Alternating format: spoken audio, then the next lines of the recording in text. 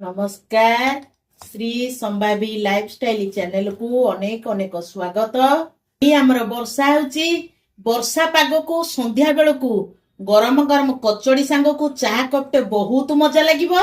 ये देखिबा को जेमती सुंदर खाइबा को भी बहुत टेस्टी।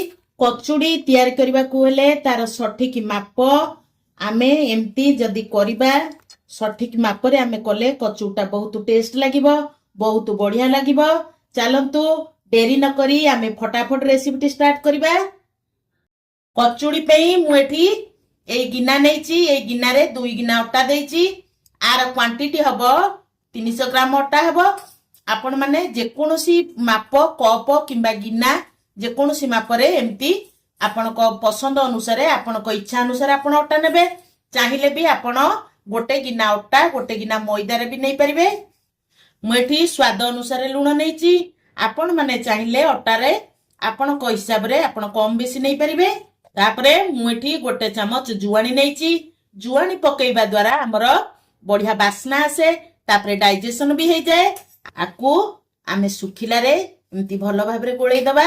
देखंतु एमती गोळेई दबा। मुठी रिफाइन ऑयल नेची। मु जो गिनारे मापी कि अटा नेइथिली सेही गिनारे 6-7 चमच बा अध गिने तेल नेची। आपण माने चाहिले आधिरे घियो देई परिबे। 2 3 4 5 6 चमच तेल आमे कम कर देले हमर खास्ताटा भलो हबनी। आकु आमे भलो करी गोळेई दबा। एंटी भलो करी गोळेई दबा। भलो करी गोळेई देले अटार सबु आडी की हमर पळेइबो तेल भलो करी खास्ता हे परिबो। जदि आमे आकु भलो करी न गोळेइबा हमर खास्ता हबनी। चूड़ा घोसा घोसिला बढ़िया आमे अटा को एमती घोसी दबा। एमती घोसीबा द्वारा हमर अटा रे सबु आडे तेल लागि जिवो, भलो करी भी हमर खास्ता हे जिवो। एमती ताकू घोसी दबा। देखंतु मुठी भलो करी घोसी देली, जहा फल रे अटा रे सबु आडे हमर तेल लागि गला। एमती घोसी साला परे एमती मुठा करिवे। जदि मुठा हे कि एमती रहि गला जानिबे जे हमर खास्ताटा ठीक अछि। एबे आमे आकु अल्प अल्प पानी देई आकु चकटिबा। आमे एतरे अल्प अल्प पानी देई चकटिबा। बेसी पानिया करिबानी कि बेसी काठुआ करिबानी। हमर जेमते अटा चकट हुए सेमती आमे चकटिबा। एकाथरे पानी देई देले हमर पानिया हे जिवो। देखंतु मु भलो करी अटा को चकटी देइची। बेसी नरम नुह कि बेसी टाण नुह। कचुड़ी रो चकटा को एमती चकटिबे। एमती गोटे बाउल रे आमे आकु घोड़ेई की रखि दबा। कचुड़ी पुरो पे मु एठी 250 ग्राम आलू नेची। ताकु सिझेई करी ताकु ठंडा करी की रखि देइतेली। ठंडा करी सारला परे एमती गोटे कोरा साहाय्य रे आमे आलू को कोरिबा। जदि तातिला समय रे आमे आलू को कोरिबा तादरु पानी बाहरिबो। मु ठंडा कर देइची। एमती गोटे जाली साहाय्य रे आमे आलू को कोरि दबा।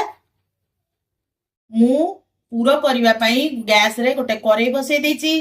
करेई हमर गरम हेरानी। मु सेतरे दउची गोटे चमच रिफाइन तेल। तेल हमर गरम हेलानी। मु सेतरे दउची हाफ चमच पान मधुरी, हाफ चमच जीरा। आकु आमे टिके फुटिया पे भाजी दबा। गैस रो फ्लेम को मीडियम फ्लेम रे रखी आकु आमे हल्का टिके फुटिया को छाड़ीबा। या हमर फुटी गेलानी। मु सेतरे 4टी कंचा लंका, हाफ चमच अदा को छेची तारे पकै दउची।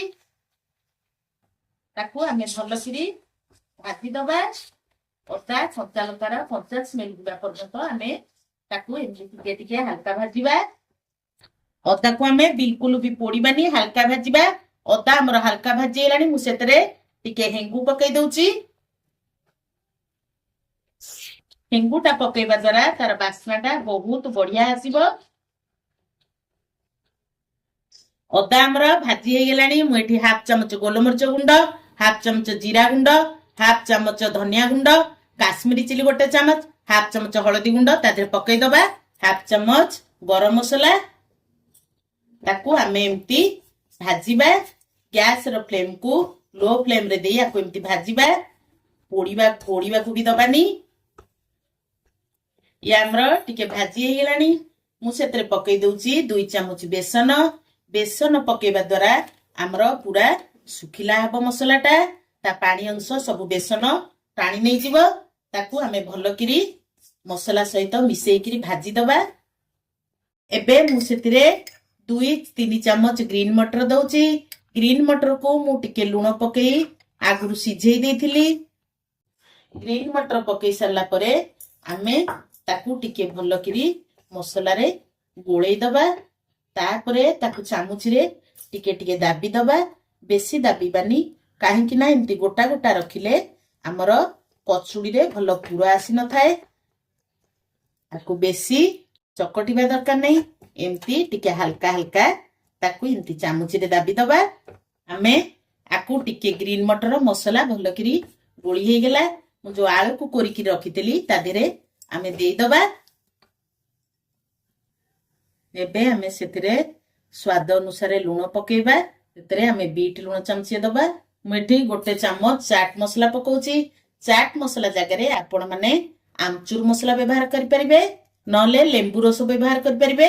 ଏବେ ଆମେ ଧନିଆ ପତ୍ର ପକେଇ ତାକୁ ଆଳୁକୁ ଆମେ ଭଲ ଭାବରେ ମସଲା ସହିତ ମିଶେଇବା। ପୁରା ବି ଶୁଖିଲା ଅଛି ଆମର। ଏମିତି ଶୁଖିଲା ରହିବା ଦ୍ୱାରା ଆମର କଚୁଡିର ପୁରଟା ଠିକ ଆସିବ। ଆପଣ ମାନେ କଚୁଡି ବନେଇଲା ବେଳେ ମୋର ଛୋଟ ଛୋଟ ଏଇ ଟିପ୍ସ ଗୁଡାକ ଆପଣ ଭଲକିରି ଫଲୋ କରିବେ। ଫଲୋ କରିକିରି ଏମିତି ମାପରେ କଲେ ଆମର କଚୁଡିଟା ବହୁତ ବଢିଆ ହବ। ମୋ ଭିଡିଓଟି ଯଦି ଆପଣଙ୍କୁ ଭଲ ଲାଗୁଥିବ ତାହେଲେ ଲାଇକ୍ କରିବେ, ସେୟାର କରିବେ। ଯଦି ମୋ ଚ୍ୟାନେଲରେ ଆପଣ ମାନେ ନୂଆ ଅଛନ୍ତି ପ୍ଲିଜ ସବସ୍କ୍ରାଇବ କରିବେ। ଏଇଠି ଆମେ 1 ଚାମଚ କସ୍ତୁରୀ ମେଥି ପକେଇବା। କସ୍ତୁରୀ ମେଥି ପକେଇବା ଦ୍ୱାରା ଆମର ପୁରଟା ବହୁତ ଟେଷ୍ଟି ଲାଗେ, ବହୁତ ବାସ୍ନା ଆସିବ, ବହୁତ ବଢିଆ, ଖାଇବାକୁ ବହୁତ ବଢିଆ ଲାଗିବ। କଚୁଡିର ପୁରଟା ଏମିତି ପୁରା ଶୁଖିଲା କରିବେ। ତାକୁ ଆଳୁ ପୁରଟାକୁ ଟିକେ ଥଣ୍ଡା ହେବାକୁ ଛାଡ଼ିଦେବେ। ତାର ସମ୍ପୂର୍ଣ୍ଣ ପାଣି ଅଂଶ ପୁରା ମରିଯିବ। ଦେଖନ୍ତୁ ଆଳୁ ପୁରଟା ଆମର କେତେ ଶୁଖିଲା ଭାବରେ ହେଇଯାଇଛି। ଆମେ ଆକୁ ଗୋଟେ ପ୍ଲେଟକୁ କାଢିଦବା। ପ୍ଲେଟକୁ କାଢି ସାରିଲା ପରେ ଆମେ ଏମିତି ସବୁ ଖେଳେଇ ଦବା। ଖେଳେଇବା ଦ୍ୱାରା ଆମର ଶୀଘ୍ର ଥଣ୍ଡା ହେଇଯିବ। ତାର ପାଣି ଅଂଶ ସବୁ ଏ ଥଣ୍ଡା ଆଳୁରେ ଶୁଖିଯିବ। ଏବେ ଆଳୁ ପୁର ଆମର ଥଣ୍ଡା ହେଇଗଲାଣି। ଆମେ ଏବେ ଛୋଟ ଛୋଟ ବଲ ଭଳିଆ ଆମେ ଆକୁ ଗୁଳା କରିଦବା। ବେଶୀ ବଡ ଗୁଳା କରିବାନି, ବେଶୀ ବଡ ଗୁଳା କଲେ ଆମର କଚୁଡି ଫାଟିଯିବ। ଏମିତି ଏମିତି ଏମିତି ଗୁଳା କରିଦବା, ବେଶୀ ବଡ ଗୁଳା କରିବାନି। ସବୁ ଆଳୁ ପୁର ଗୁଡିକୁ ମୁଁ ଏମିତି ବଲ ଭଳିଆ କରିଦେଇଛି। ଏବେ ଆମେ ଆକୁ ସାଇଡରେ ରଖିଦବା। ଆମେ କଚୁଡି ତିଆରି କରିବା। ଏବେ ଆମେ ଆକୁ ଗୁଳା କରିଦବା। ବେଶୀ ବଡ କରିବାନି ବି ବେଶୀ ଛୋଟ କରିବାନି। ଯେମିତି ଆମର ନର୍ମାଲ ରୁଟି ତିଆରି ହୁଏ ଗୁଳା, ସେମିତି ଗୁଳା ନବା, ନହେଲେ କଚୁଡି ଆମର ଫିଟିଯିବ, ଭଲ ହବନି। ଗୋଟେ ଗୁଳା ମୁଁ ନେଇକିରି ଆଉ ତକ ମୁଁ ଏମିତି ଘୋଡେଇକି ରଖିଦଉଛି, ନହେଲେ ଶୁଖିଯିବ। ଏମିତି ଗୁଳା କରିବା। ତାର ମଝି ଅଂଶଟା ମୋଟା ରଖିବା। ହାତରେ ଏମିତି ଏମିତି ଚାରିପଟୁ କରିଦବା, ଯେମିତି ହାତରେ ପୁରୀ ଭଳିଆ ହେଇଯିବ, ସେମିତି ଏମିତି କରିବା। ମଝି ପଟଟା ଏମିତି ମୋଟା ରଖିଥିବା। ଟିକେ ଖାଲୁଆ କରିକିରି ଆମେ ତା ଦେହରେ ଗୋଟେ ବଲ ପୁରେଇବା। ଯୋଉ ଆଳୁ ପୁର ଆମେ କରିଥିଲେ ତା ଦେହରେ ଏମିତି ଚାପି ଚାପିକି ଦବା।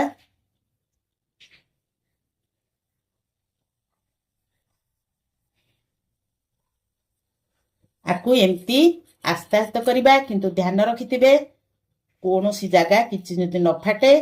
ଆର ବଳକା ଅଂଶକୁ ଏମିତି କାଢିଦବା।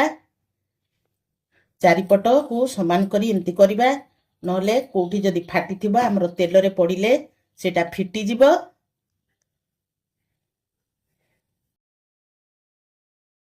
ଦେଖନ୍ତୁ ମୁଁ ସବୁତକ କଚୁଡି ଏମିତି ତିଆରି କରିଦେଇଛି। କଚୁଡି ତିଆରି କଲା ପରେ 2 ପାପୁଲି ସାହାଯ୍ୟରେ ଆପଣ ଏମିତି କରିଦେବେ।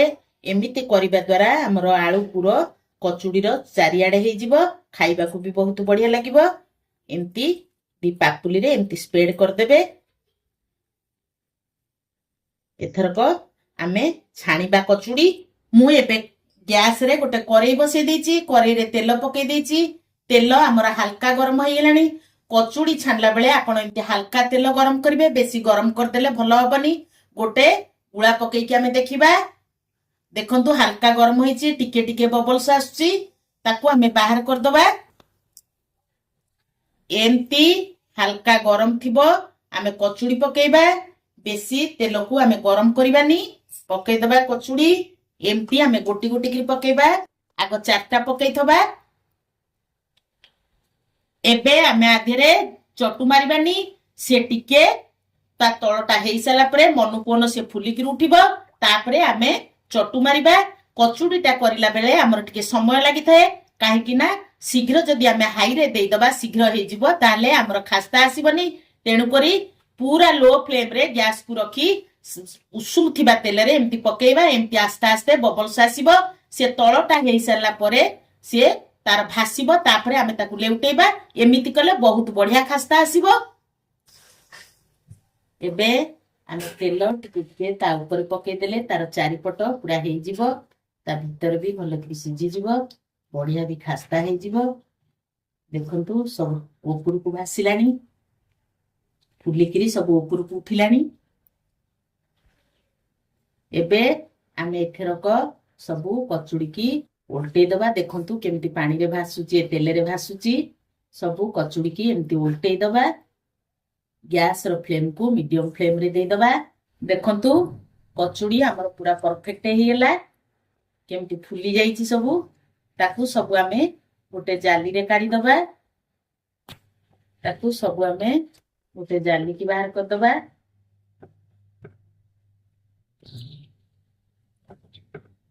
एमते सुंदर भागरे फुली जाईची सेकंड बैच कचुड़ी पकेला को तेल जदी हमर पूरा ताती जाईथबो ताकू टिके ठंडा करिकि पकेइ दबा सेंती आउ चारोटी पकेइबा तेल को पूरा लो फ्लेम रे रखिबा एबे हमर आलू कचड़ी प्रस्तुत हो गेला आपण माने एमती बनेइकिरी खांतु केमिति लागिला मो सहित कमेंट रे शेयर करंतु पुणी देखा बा नेक्स्ट वीडियो रे जय जगन्नाथ।